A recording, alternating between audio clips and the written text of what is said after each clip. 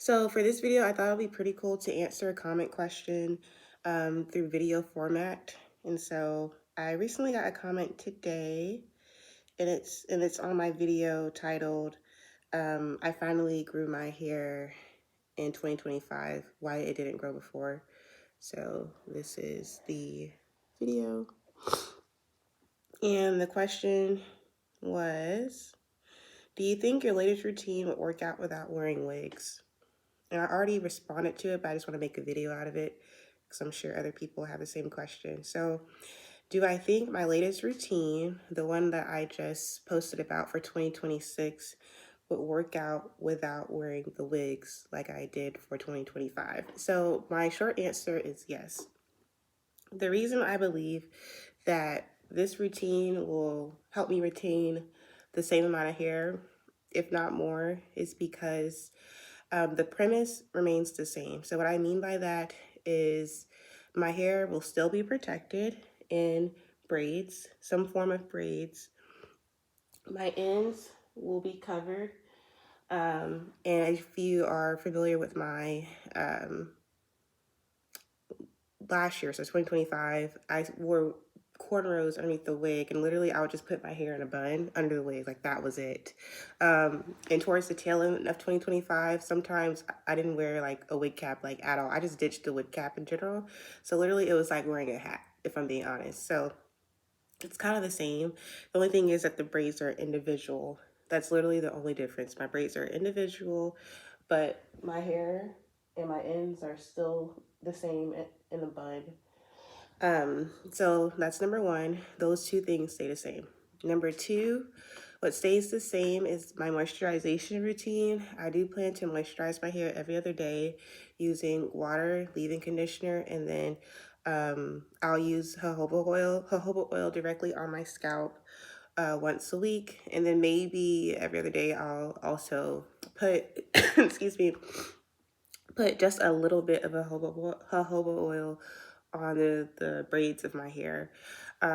So the moisturization routine stays the exact same, and with this being 2026, I would like to stay pretty consistent with that routine because I did falter last year.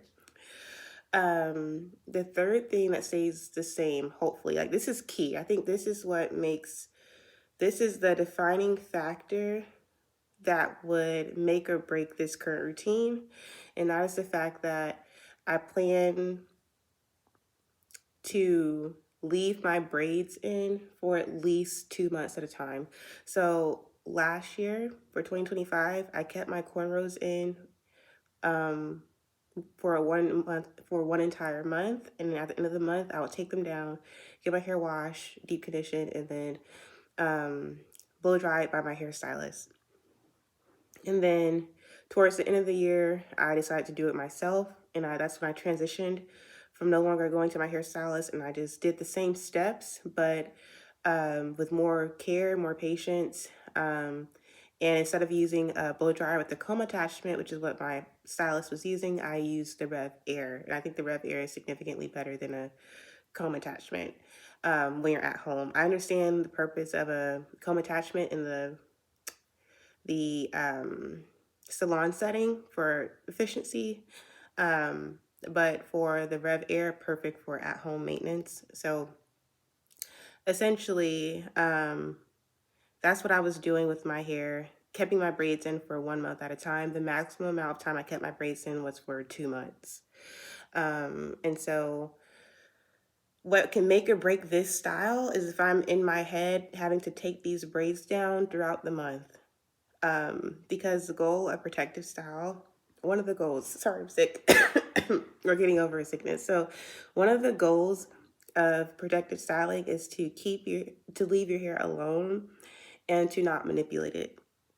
So with this style, my hope is that I will not have to take these braids down at all during this month or the month after that, because at that point in time, that is when this style and the cornrow style will shift. Like that will be the defining feature between the two styles, because with the cornrows, I never took my hair down ever.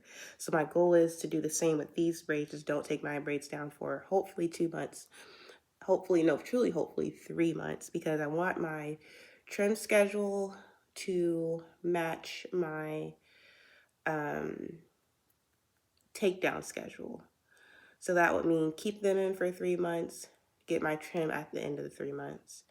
Because if not, let's say I kept my braids in for 2 months at a time, and it's December now. So December to January, January to February, take my braids down in February. That would mean I'll probably be due for a trim in February. But if that's the case, um, I would have to take my hair down after 1 month of just keeping them in instead of 2 months.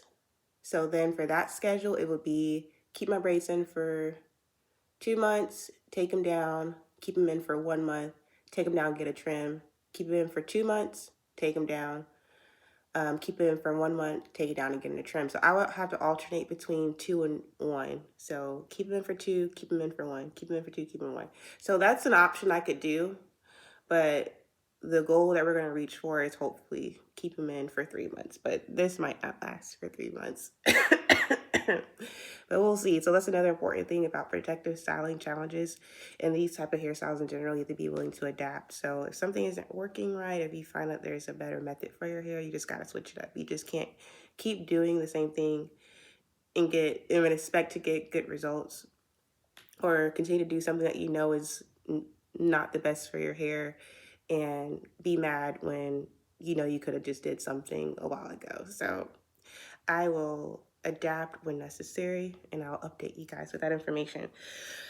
But yeah, I just wanted to answer that question. Another thing as to why this routine isn't much different from 2025's routine with the cornrows and the wigs is because the trim schedule, I'll still have a trim schedule.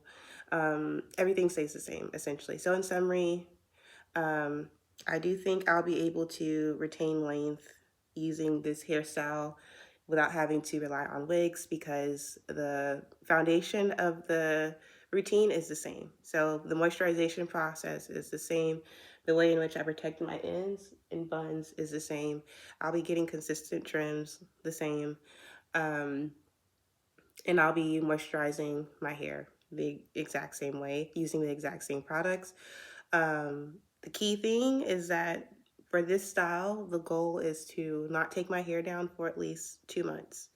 Because if I take my hair down before 1 month is over, before 2 months is over, it kind of defeats the purpose of this low manipulation style. Because the goal is to stay out of my hair and to not manipulate it in any form or fashion, which is why I do love my moisturization routine. It's very simple. I literally just spray water on my hair, and then I rub the leave-in conditioner and just squeeze it into my hair, down the length of my hair, put a little bit of oil, and that's it. I'm not taking down the braid, reapplying the product, because that is another form of potential manipulation that could lead to potential breakage. So I just love, I'm just literally squeezing it, and I love that I realized that's all I have to do to moisturize my hair back in 2025, and that was with cornrows. Like, the braids were stuck to the scalp, and my hair still got moisturized, and this time around the braids aren't stuck to the scalp. They're loose, they're individual, so it should be even easier to moisturize it this time around. Outside of that, I don't think there's anything else. I may go to the store also to get some scrunchies to tie the ends of my hair up. I don't know yet. We'll see. But I hope that answers this question. I know it was like a 9-minute video. But I think it'll be a good idea to just answer comments with video form style questions.